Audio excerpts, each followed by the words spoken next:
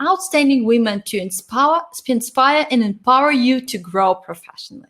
Today we have a special guest, Nishiura MacKenzie, co-founder of the new Stanford VMware Women's Leadership Innovation Lab and lead strategy, diversity, equity, and inclusion at the Stanford Graduate School of Business, collaborating at the intersections of two organizations. Lori brings 20 years of marketing strategy and business management experience at companies including Procter & Gamble, Apple, eBay, and PayPal. She is a board member of the Alliance for Girls and Watermark and an advisor to the Women Startup Lab. Lori was also one of our keynote speakers at Women Tech Global Conference 2020, as well as a panelist, and provided lots of valuable insights. Hi, Lori, and welcome. Thank you. Super excited to have you with us, and thanks for making time for this chat today. Absolutely. I'm looking forward to it. Great. For everyone who is tuning in, feel free to ask your questions in the chat or the comments, depending on where you're watching us at. And whenever you hear something that resonates with you, please do let us know. So let's get started. Lori, how did you become passionate about women's leadership and diversity, equity, and inclusion? Were there some biases that you personally faced that encouraged you to go for it? You know, I think my passion started when I was really young. I was about 6 years old, and I remember this day really well. I was walking with my mom to the library, which was my favorite part of the week. We'd collect books. In the old days, you couldn't just order them, to your iPhone. And yeah, like you can do now. I know. So we had to walk. And as my mom and I were walking, these men leaned out of the car and made kind of fake Asian eyes at us and started shouting fake Asian words at us. And I was frozen. I didn't know what was going on.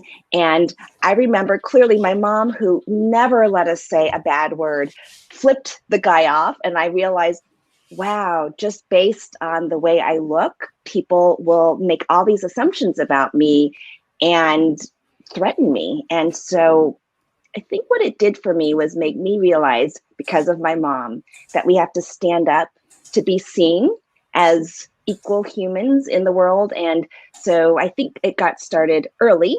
And then as I've progressed, I've seen it play out in different workplaces, and it's become my life's work. Interesting. What were some actions that you took that were pivotal in reaching the stage of the career you are in today? There is no clear path to being somebody in diversity, equity, inclusion. And so the way I thought about it was I started in the world of marketing. And what marketing really teaches is the ability to listen to your audience, to see what the audience needs in order to match the product to what they want.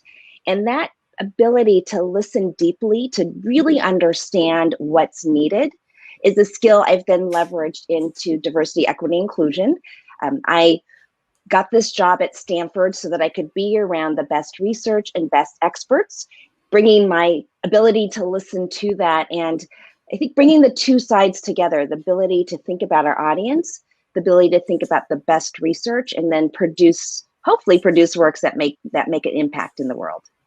It does make an impact. I do love what you're doing. Your research is incredible and so needed. And that's why we are having this conversation, because I want everyone who is part of our community to learn about it in depth, and also to share with others so we can amplify this message and to spread. Because I feel that often people are not even aware of some biases, or they think, yeah, this is not me, I don't have this, right? So I think when you study something that profoundly, you can understand the nature behind it. And then once you put it in the perspective and share with others, and we can learn about different needs and challenges and how we can address them. Did really like that. And I like the point that you mentioned about marketing and actually listening to your audience. That's a really good skill. And I think that everyone should learn something about marketing and become, it will help you become better regardless of which role, whether you're an employee, whether you're an entrepreneur, or whether you're managing a company organization. I think you're right, Anna. I've seen a lot more emphasis on brands. So women can have, for example, our brand. What is the brand that you're trying to promote? Companies have employee brands, meaning how are they attractive to people or not attractive to people? So I think you're right. This idea of thinking about how you present yourself, how you're seen by others, and how you listen to who others are, maybe I'm biased, is a skill I think is really important to have. How did you decide to get started in marketing first? What like kept fascinated you about this field? My first field of study was economics. And the thing I liked about it is you kind of started to understand the shape of markets, what forces drive market shifts. And then I started to be interested in that from a personal level. How do people decide what to buy? How does something become really popular without a driver of it? And so I think this interest in the way markets move has always been there for me. I've always loved to travel internationally and see the differences between different cultures and even how one product is marketed differently in other countries. I used to be fascinated by that. And so I think this interest in how things move on a macro level have always been interesting to me. And even when you think about research, the point you made earlier, how does word get out about research? Does it stay in the academy? Does it have impact? These are questions I think I've always been interested in. And so I feel like bringing a diversity, equity, inclusion lens to those questions is really needed in these times. When we look at this, the scale and scope of the issues we're dealing with today, we need thinking that helps us achieve it both on a personal level, but then on a macro level as well. So true, totally agree. You have 20 plus years of professional experience in different areas of expertise, and it just sounds super impressive. And in fact, the research, as I mentioned, that you do, I find it, and the more I learned about the things that you are doing, the more things that I have discovered, and I understand. The more you know, the more you don't know. You understand, because the more in depth you go, the more you understand. Okay, there are so many important aspects. There are so many important points. So my question, I want to ask in the beginning of our conversation, not to prolong it, postpone it for the end of the conversation. So what were some things that you wished you knew earlier in your career? Maybe at different stages of your career. That would be like when you started, and in the mid of your career, and where you are right now. When I started, I was so enthusiastic. I thought I could do anything. I really did. Maybe that was hubris. I don't know. And so I was really focused on achieving and less focused on understanding the landscape of work. And as you progress up the organization, how the organization works is really critical to career advancement. And I wish I could tell my younger self to achieve, yes, that's really important, but understand how things get done at levels above you. Because to be promoted, often it's being known and seen in those executive or more senior levels. And if you don't really understand how they work, I kind of ignored them. I kind of thought it was more important for me to get my work done. So that's something I would have told my early self. And what I didn't realize is that different projects have different kinds of visibility. In a very early project at Procter & Gamble, I got to work on a program that was a side program, but was a very big driver of profit. Mm-hmm. That really set me off in a good place in my career because it had a lot to do with the profitability of my small group. I got to present to the general manager when I had only been there a year. It was considered kind of a side project, but because it was about profit, I got visibility. And I didn't know that when I was entering, the workplace after business school. So figuring out what drives interest from executive teams, making sure your projects enable you to get visibility around those can be a career accelerator. And that was something I didn't know when I entered the workplace. I had good luck, maybe not as much strategy. Yeah, so it sounds like women should be in early stage of their career, and some of our community members are in early stage. So it sounds like they should be super strategic about which first project they choose, right? Yes, if there is an opening to have that conversation with your manager, take it. I don't know if you've seen the Lean in MacKenzie report, but they show that women often don't even make the first promotion to manager. Last year's data said women were 20% less likely than men to get that first promotion. Black women were 40% less likely. It's not because they're not skilled. They got in the position. Often it's the assignment they get. And for managers of people getting their first assignment, here's something we know. Women are the least likely to get a skilled manager for their first assignment. So they're given a first-time manager who is less connected. Remember, I talked about being connected through the organization. Their manager is less likely to be able to help them make those valued connections, doesn't know to give them a good assignment.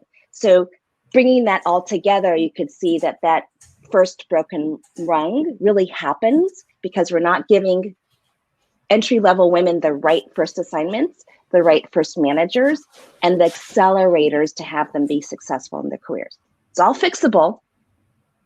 Yeah, absolutely. That's interesting what you're sharing about the managers and the assignments and how it influenced the career in general, right? Recently I came across one post on LinkedIn, which got over 40,000 reactions, where a successful woman in tech, she's also a founder, shared that she made a common mistake that many women do, taking less time to introduce herself. She explained that everyone at the networking event took 2 minutes to introduce themselves, but she took only 30 seconds or so. And I'm wondering, why does this happen? And what can women do to introduce themselves in a powerful way and take that time? That's such a great question. And it's kind of nuanced. There's something called a likability penalty. So research shows that when women act authoritative, self-promoting, like we expect leaders to, they often get some pushback because now they're not behaving in a stereotypical feminine way. A stereotypical feminine way is being supportive, thinking about others, not promoting yourself, promote your team's work. It's not right that this happens. It's a stereotypical function. So an introduction could be seen as a self-promotion. So if women have been criticized in the past for promoting their own expertise, you can see how they might pull back. Now, what I've discovered the trick is to figure out how to talk about your expertise in a way that doesn't seem as though you're violating those norms of femininity, but you still get your point across. Now, I just want to make a point. It's not fair that women have to do all that work.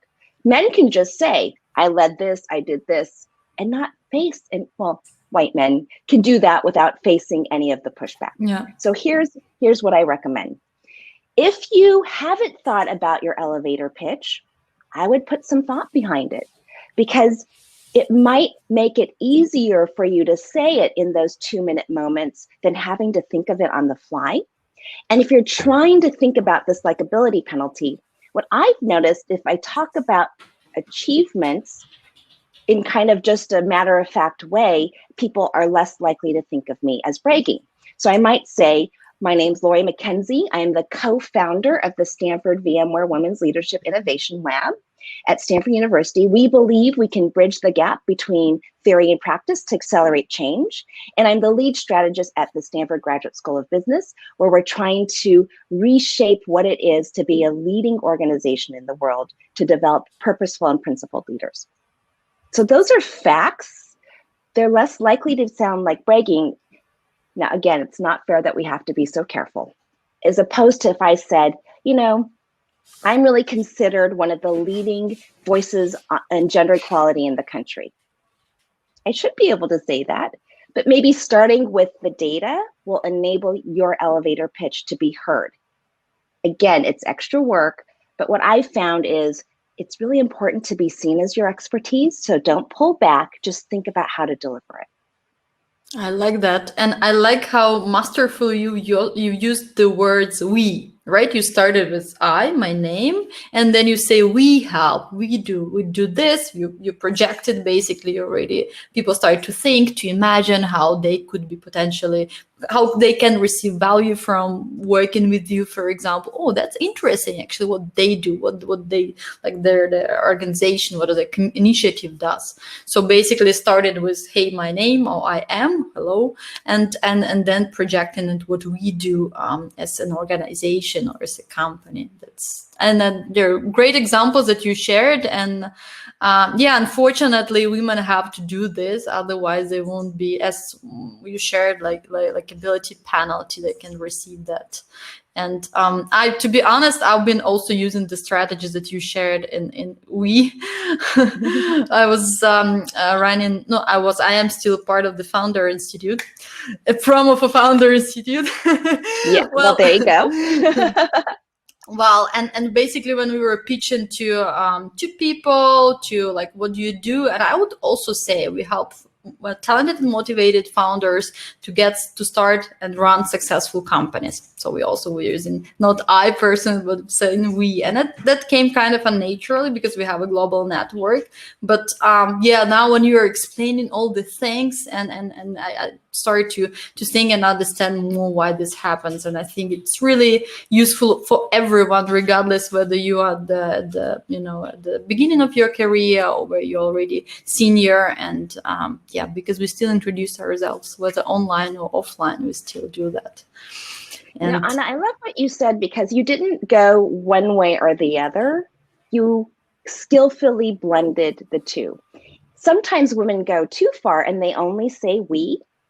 And the interpretation from the other side is they didn't do anything. That's an inaccurate interpretation. So I loved how you said it's blended.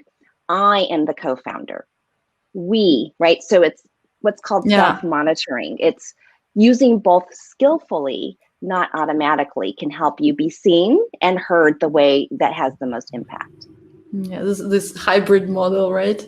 Like start with I, continue with we, and focus on call to action, right? Yeah.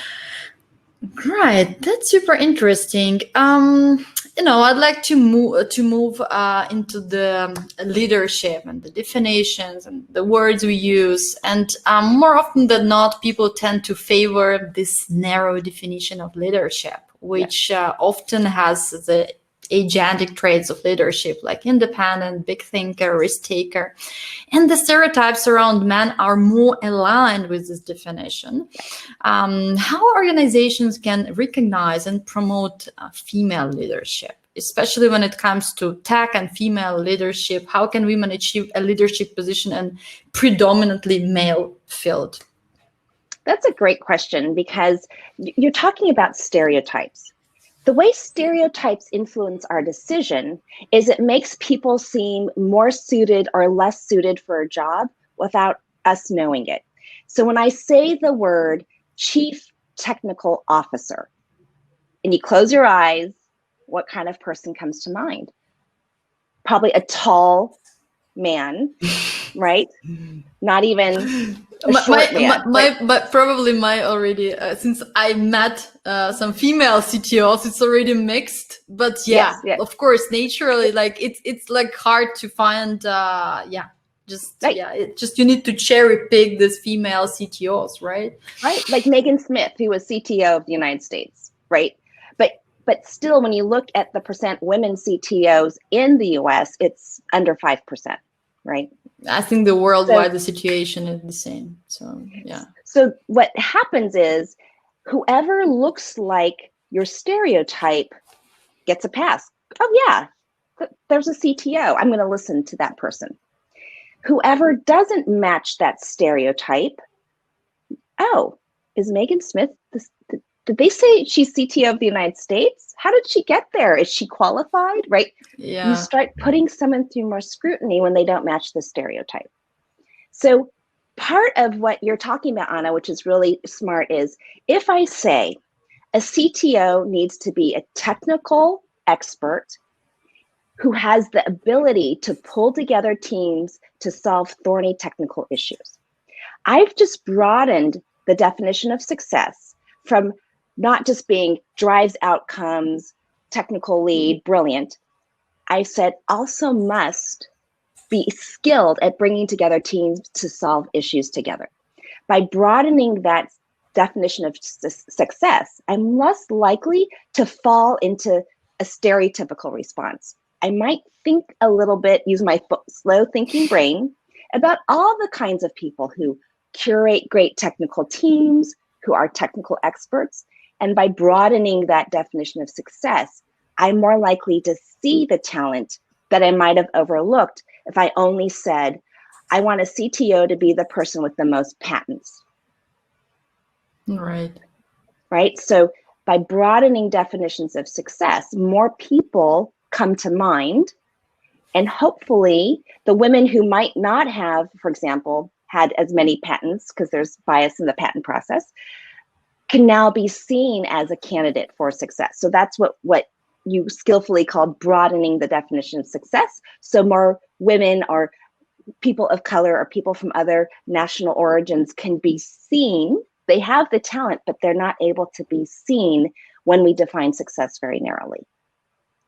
Yeah, it sounds like we need to show and bring more role models that look like CDOs, and like to break this, and well, what you said, to broaden, but also to bring and say, hey, that's how a CTO can look.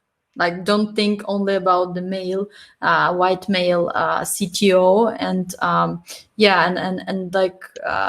limiting your or narrowing your definition of what a successful CTO can mean, for example, or a successful woman in tech. Right. So even thinking about images, if I were putting together PowerPoint about CTOs, am I only pulling from one kind of person?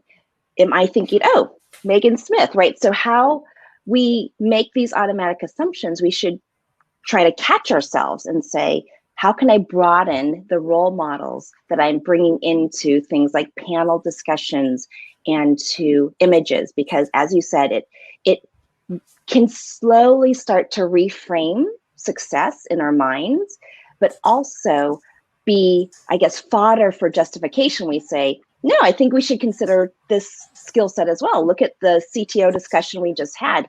They said both team leadership and technical expertise was needed, right? So it can help us also argue for a broader definition of success. Yeah, good point. Good point. I like that. Especially event organizers. When it comes to tech events, I see that there's a dramatic lack of females in tech of different skill set, but specifically female CTOs. So a good point to consider is first to broaden your thinking, to broaden your vision and the way you define CTO, the way you define a success. I'd like to dwell upon one other common bias that women face, which is the performance bias. How can women block this bias, and what could be done on the management level to eliminate it? So it's really important to think about performance bias. And the way it works is, for the exact same level of performance, the woman is rated lower than the man.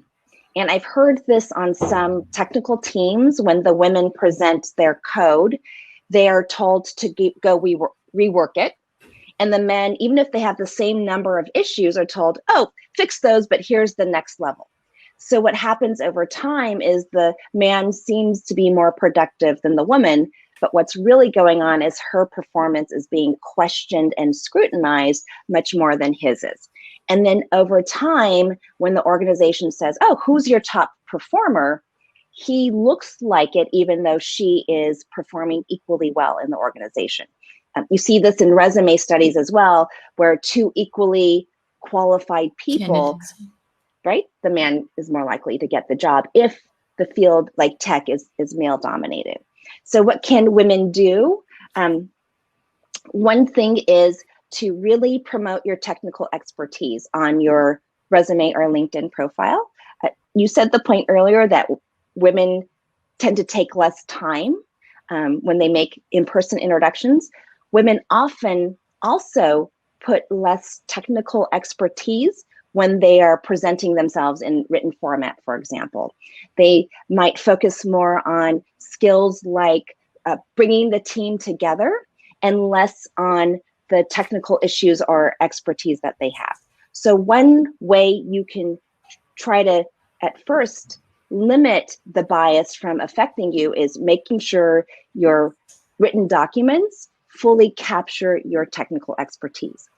And then in the interview process, if, for example, you're not asked technical questions because they've already kind of made up their mind that they only ask men, again, it's because of bias, men technical questions, you can talk about your technical expertise even in a response to other kinds of questions, right? So thank you for asking about how I led the team. One of the critical contributions I made was identifying this technical issue and making sure that we put all our issues to addressing it in these 3 ways, right? So you can keep presencing your technical expertise.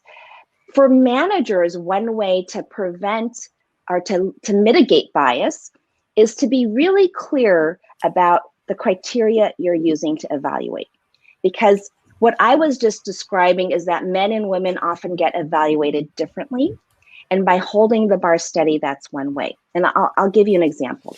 We had one graduate student who sat in numerous interview sessions with the whiteboard at a tech company, and then the interview roundups when managers talked about the candidates. And what he discovered was that even though coding was the most important criteria, for women, they combined coding with how she presented. So the women would get comments like this: she can code, but she can't convince me. She can code, but she's just not very good at presenting her logic. Well, maybe they weren't listening for her logic because she's different than they are, right? So if I were a manager in that case, I would say, you know, we said coding was the most important criteria. You've combined coding and presentation. Let's separate them and put everyone who passes the coding into the potential candidate pool. Now, this thing about presenting, did you equally look at every presentation, or did we really over-index in looking at the women's presentation? Because if that's the case, I feel like that's not an even playing field. We should have a separate session or section to talk about presentation. I really want to focus on coding ability. So if I were a manager in that situation, really getting skilled at weeding out this extra scrutiny that women are getting and focusing the team on evaluating based on the criteria we said was most important is how I would work to try to mitigate bias in that situation. Oh, wow. I think if all the managers do in this way, we would have had already more women in tech, to be honest. Well, this totally makes sense. And what you're sharing is like or she doesn't look just like me and I don't think she can be good enough. Yeah, she can code, but this and that, she didn't convince me what you said. So yeah, this is good point to actually separate this 2 categories and not to blend them in and not to take it as one thing. Really, like, you know, a very important point. I think more managers should know about it, and more hiring specialists, I think, just they often overlook these things. And I did really like what you said about women and blocking the bias and taking this kind of a proactive approach, and not to forget to mention your technical skills and your achievements, right? Like, thanks for asking, and on top of that, I was doing this and that, right? So even if they didn't ask you, not to wait for this invitation, special invitation to be asked about this, but rather to take this proactive approach to mention it, like if you want to get this role, of course. Yeah. Srinthi is sharing here. I have been in interviews where I was told I'm too extrovert to be a coder. Yeah. Like only introverts can be coders, right? Right. Yeah. And it's funny because whiteboarding as a process is extroverted because you're talking to people as you're working. So that's kind of ironic. And that's what we would often call the ever moving bar for women. The introverted women are told they're not speaking up. The extroverted women are told they're too extroverted. But the men can sail through extrovert or introvert, right? So managers and processes need to be able to catch this double standard that women are facing, people of color are facing, in order to make sure we hire the best talent, not just the talent that feels stereotypically right to us. Right. Yeah, exactly. Yeah, good points on that. When it comes to nurture and inclusion in the workplace, there is no such thing like a magic wand that could do wonders, and it takes time to cultivate the inclusive culture. And what you are sharing, and bits by bits, we can contribute towards creating a modern workforce. But also, we need to make sure that we are inclusive. So, what can organizations do, and people in the organizations, to use the language in the daily communications that is more inclusive, whether face-to-face or remote? That's a great question. I think it starts with, what are the company values? And that's all words, right? I was working with one startup, and there were some behaviors where the men were speaking over women experts and really taking them down. And people in the organization complained about this. So I said to the leaders, well, what are the values of how people are supposed to behave with one another? And they said, oh, they should be understood. And I said, well, we don't always understand things in exactly the same way. Remember that old game Telephone, where I say something to you and then you say it to them, and by the end, when it comes back, it's not totally what we thought it was? And that's exactly how values work. We think everyone knows how to be inclusive, but we don't talk about the behaviors that we value in our organization.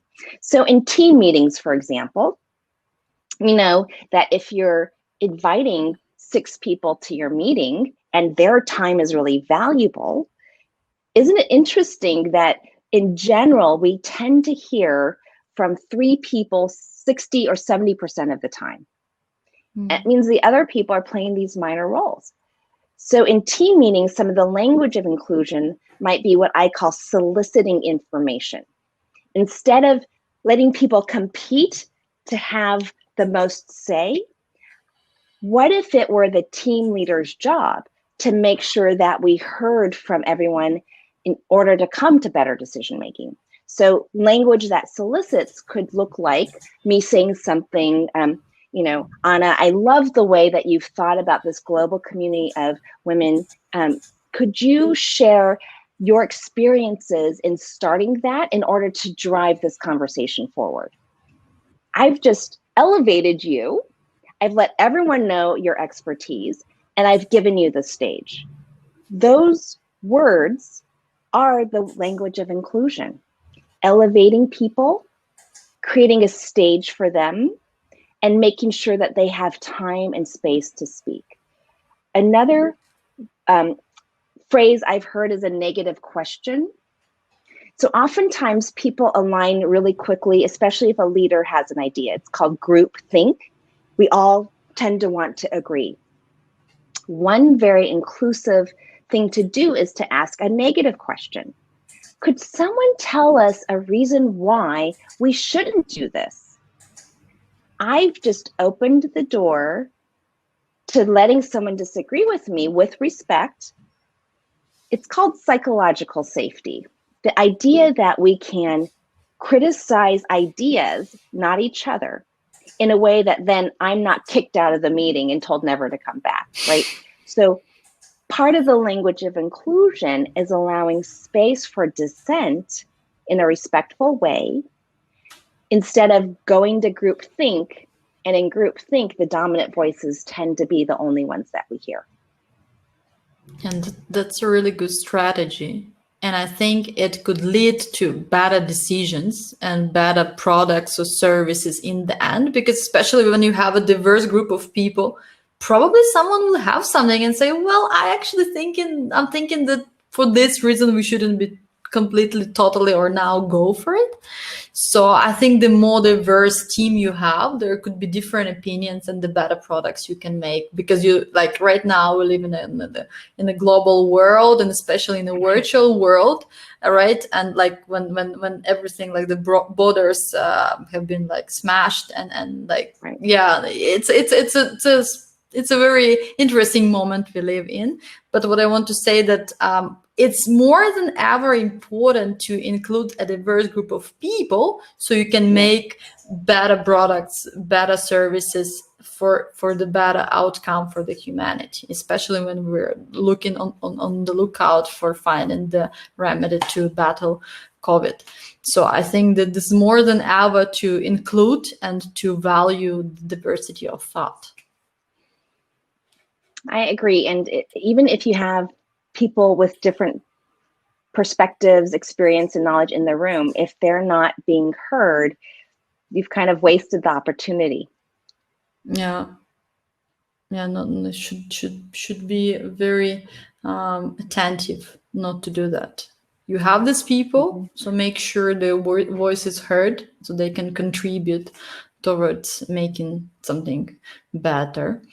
I'm thinking, one question comes to my mind. How can companies cultivate diversity and inclusion when working remotely from home? Like, one thing is when you see each other and you meet, you have this face-to-face communication. And so how this is, and in maybe from your observation, maybe you've done some research, is the situation getting better towards diversity and inclusion? Do people start to understand other people better and say, hey, we actually do need, and now more than ever we need to unite and to work together, even when we're remote, we still need to, and maybe people started to care more about others and to understand their challenges? Or is it going down, and companies are more focusing on, I don't know, staying afloat, surviving, just doing their stuff? We see both trends happening at this time, Anna. So partly you do see what I call the personal becoming professional, where we can't just leave our work lives at the office and our home lives at home. We are working from home predominantly. Yeah. And so the idea that they're completely separate has broken down, and it has required good managers to care about that intersection. So for example, if I know a school district is closed and my employee has small children, asking, how can I help schedule meetings so that you can deal with this disruption from the pandemic? So that's been the positive, that the personal has become professional, and we know in general people thrive better when they're not making those decisions on their own, but when they're made by the team, right? So this person can take these hours because that's when they are able to work, and this person can't work those hours because of child responsibilities, and together we can come up with a schedule that works for everybody. But if we each have to manage it, I might get a schedule that doesn't work for you. But so anyhow, that's been the one positive. The downside is around the valuation of who's valuable, the valuation of performance. So if you think about the latest, again, the Lean and MacKenzie study that showed that we're at risk of losing, I think they said 1 in 4 women during the pandemic, because they're unable to really manage childcare, the impact of racial inequity, having to care for elderly parents, or even our own mental health needs. Yeah. This is a really stressful, unprecedented time. And here's one way that managers may unconsciously be preventing women from staying in the workplace. If we only value people who stepped up during the pandemic, we needed extra people in customer service, and this person was able to not only do their job, but do 3 hours in customer service, right? If we only value people who stepped up, what we're going to unconsciously do is devalue people who had to lean out. It doesn't mean they're not contributing. It just meant that they didn't have the bandwidth to raise their hand and do extra work at this time. Or maybe they did need to reduce their work a little bit. We're in a pandemic, right? Yeah. So if managers aren't careful about how much they're valuing stepping up and accidentally or inadvertently devaluing the lean out, when we look at who gets to stay, who gets promoted, who gets rewards, the stepping up people will rise to the top. They're predominantly men with good circumstances, white men who aren't dealing with other issues like racial inequity. And if we look at the impact of that decision over the next year, it could be really, really dramatic. So going back to criteria again, if organizations aren't overtly discussing how they're going to deal with the step up, lean out dynamic, we're going to see a dramatically different workplace. Something we could have prevented by having those discussions and making sure people are valued for stepping up, and yet not at the expense of devaluing those who need to lean out. If we don't have these discussions, I'm really concerned that we're going to see the impact of this in the next year, and it won't be something that we're happy about ending up with.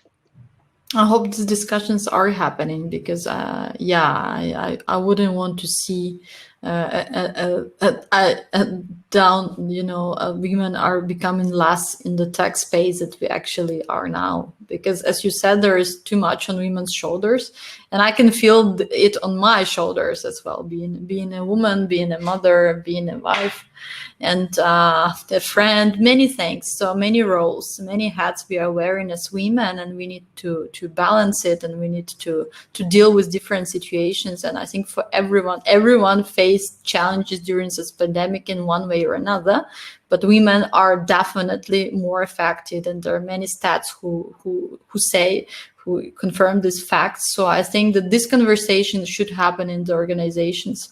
Otherwise, the outcome could be really dramatic and in a negative way, this word. So really, I'm very grateful that you brought it up and showed this, dynamic and how it could be. It's quite common that when we talk about diversity and inclusion and gender equity in the workplace, it translates mostly to white women. And on top of that, a lot of organizations hire people of color in a very low level, entry-level positions, mid-management, where they don't have a lot of equity or decision-making power.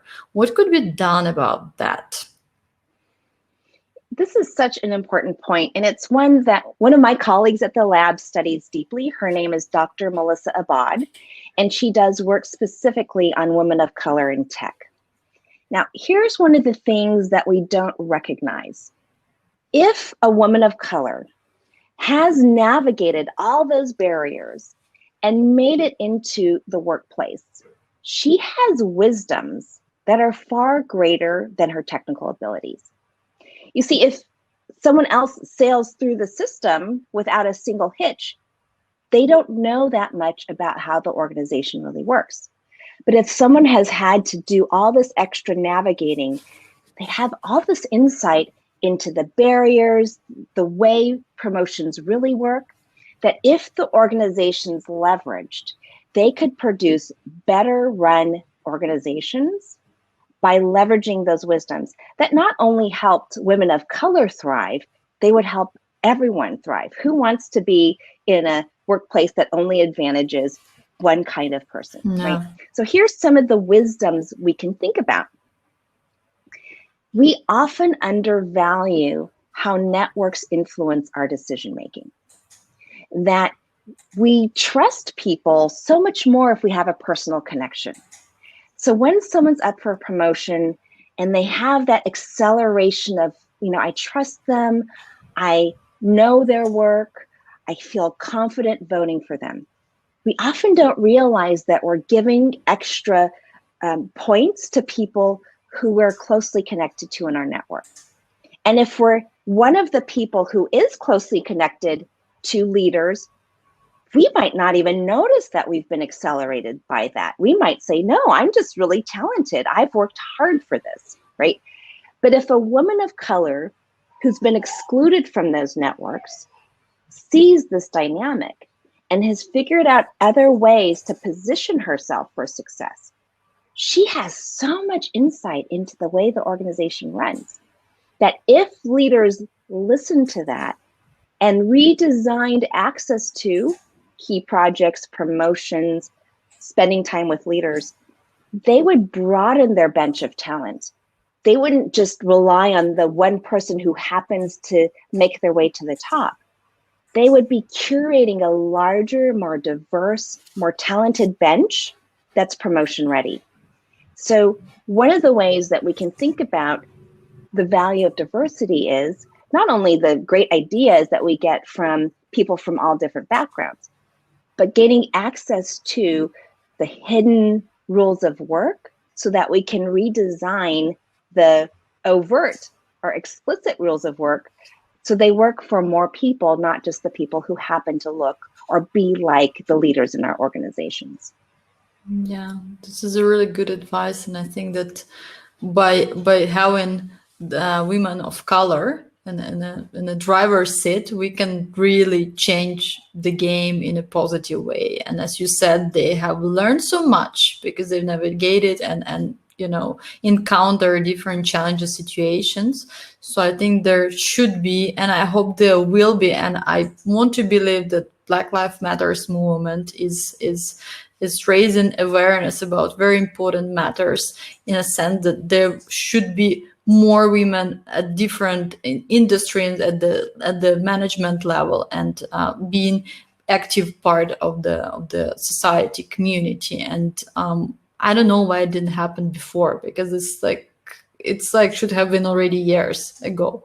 And just right now, and with all the movement, I feel that we are getting closer, and I hope, and I see lots of support from the world, from the communities, how and we also we recently had Women Tech Mid-Atlantic Conference. We had excellent speakers, women of color, Black women, and I want to see more women and Black men and people of color, different conferences. This shouldn't be of an option. This should be already even 50-50, if you want.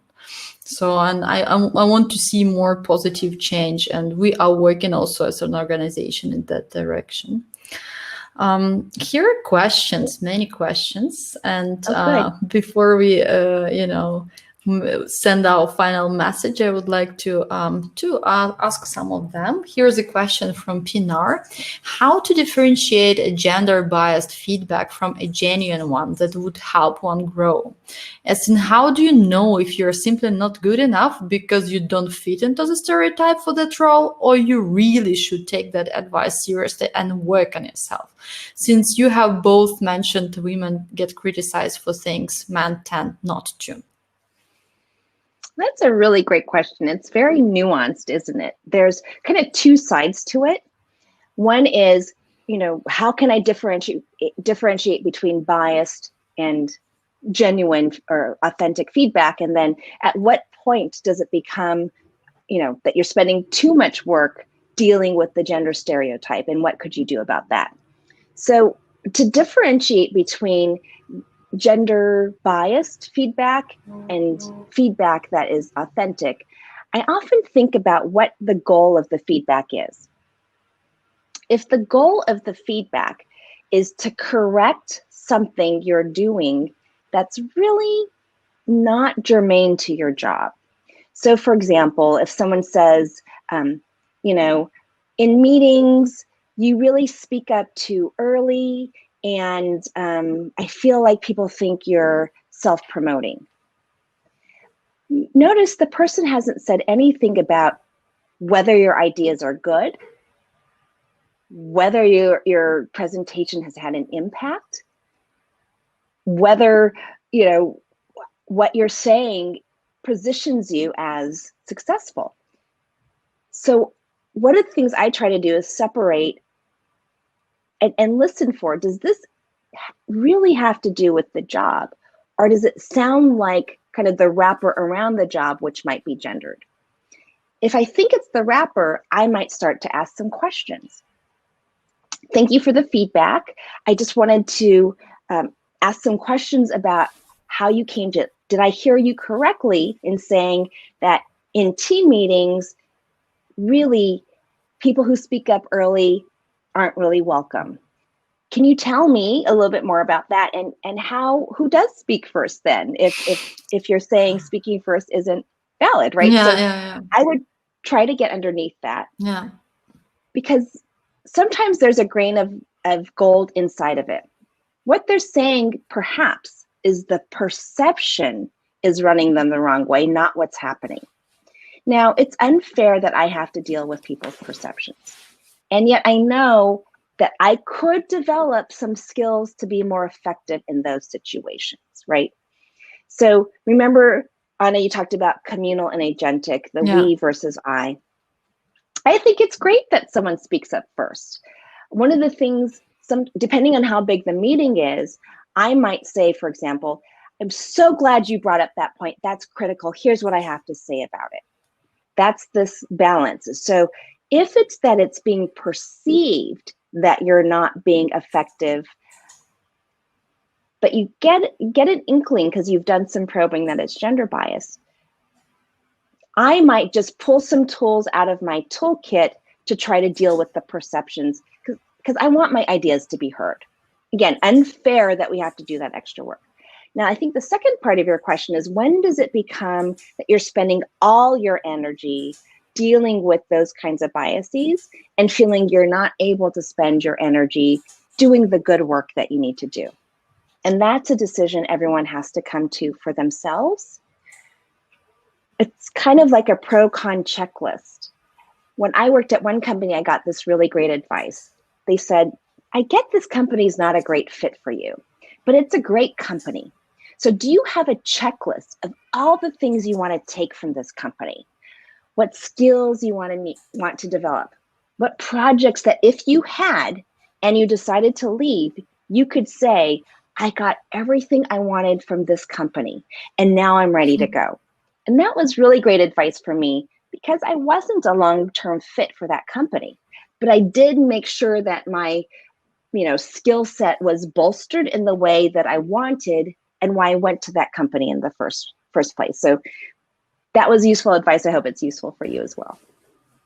I like that. I like that you managed to two components on how it could be potentially worked out, and it's important to ask questions to understand and not to have that feedback stuck in your hand and think, "Hey, I'm not just good enough. That's it. I should probably quit. I should quit tech or whatever industry I'm in, or just quit this job, etc." So the more questions we ask, the more accurate feedback we can receive, and then understand, hey, this feedback is biased because the person doesn't like me, or this feedback is valid and I can do something to grow and improve, right? So it's good to ask questions, and I really love that you mentioned that. Let's take one more question.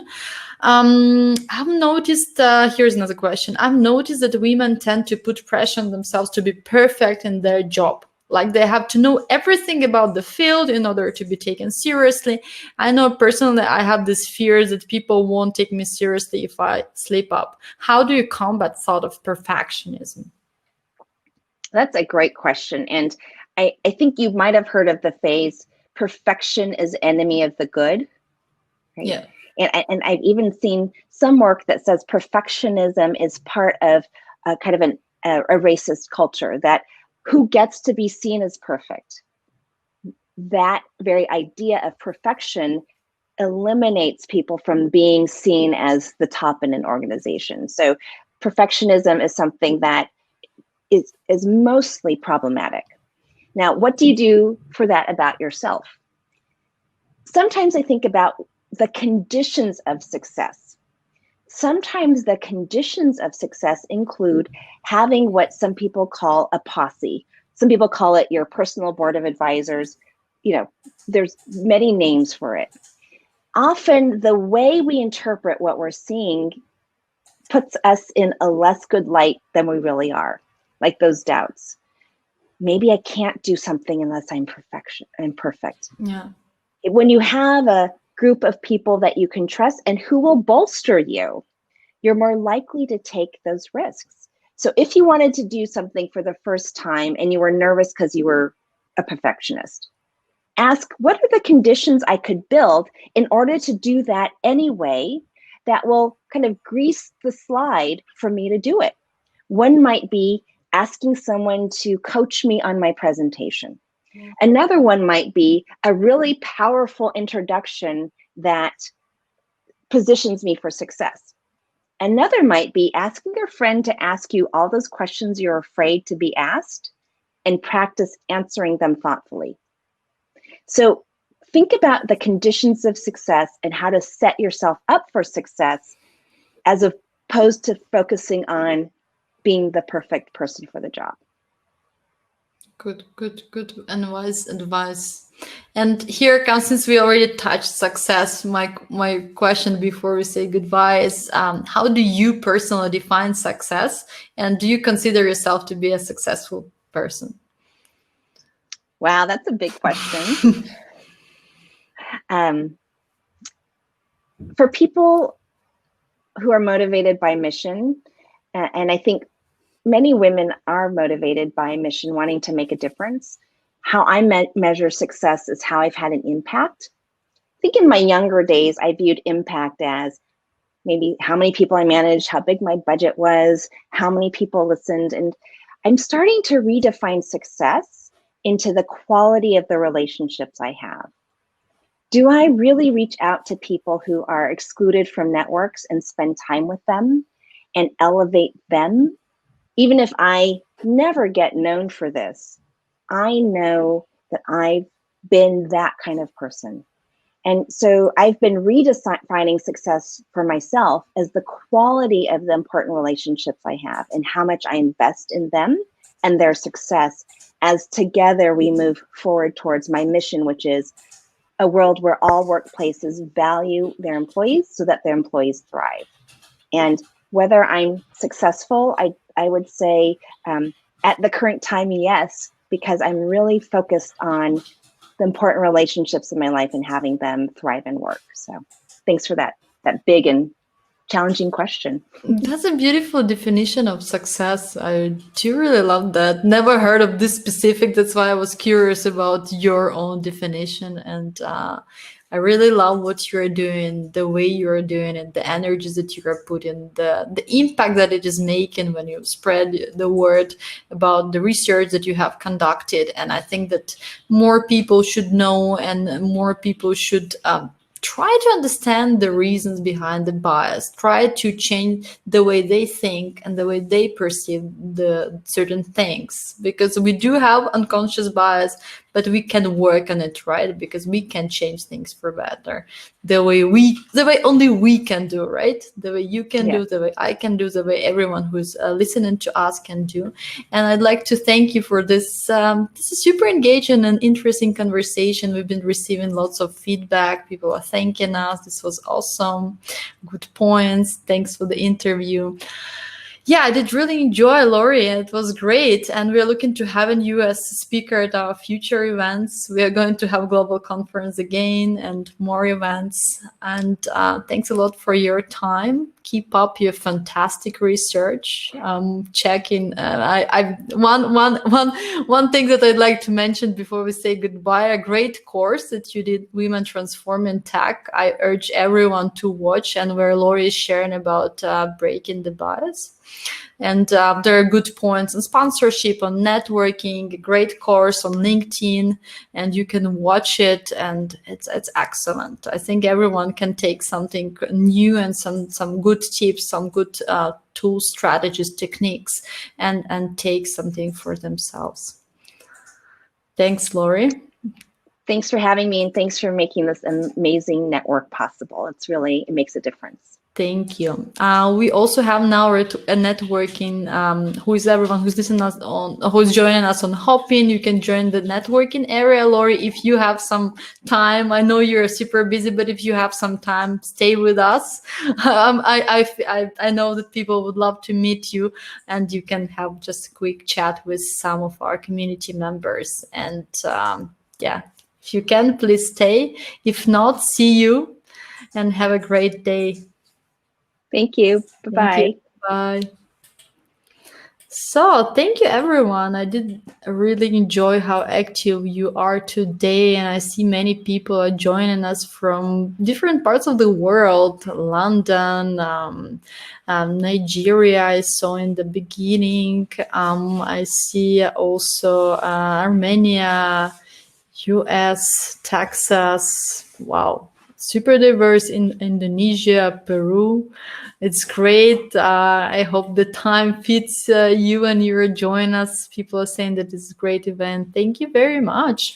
And yeah, if you like, your feedback is always important and welcome. And also feel free to share with people who might need. We'll have we shared the link with the recording, so maybe drop this link to someone who needs to hear this and someone who can take really value, because Lori gave really valuable pieces of advice, and I think everyone can, especially those who are struggling, whether they're working in tech or in other industries, they can really take something and implement it in the strategies they use to grow professionally. Another thing that I'd like to mention is that we are having Women Tech Global Awards this December, and that nominations are open until the 23rd of October. So feel free to nominate an exceptional woman you admire, look up to, or think that she's awesome, or nominate yourself if you think that you fall under a category. Check out our categories on our website, womentech.net. We'll drop also a link here in the chat. The networking area is already on, so go ahead and do some inspiring and exciting networking. You will have time to connect with people from all over the world. Here is thank you from Algeria coming. And yeah, thank you very much for being such a great audience. I do really like how we interact and can communicate, and how you send positive vibe. And I believe that you feel the energies that was today at our chat. And we are going to have another chat in 2 weeks. And next week, we are going to have also an interesting session with the Microsoft team. And we'll be talking about how to navigate your career and get into the leadership role. Very connected. We talked today about women's leadership as well. So join us. And I'm wishing you a great day, great evening, maybe morning, depending where you are. And see you online. Bye-bye.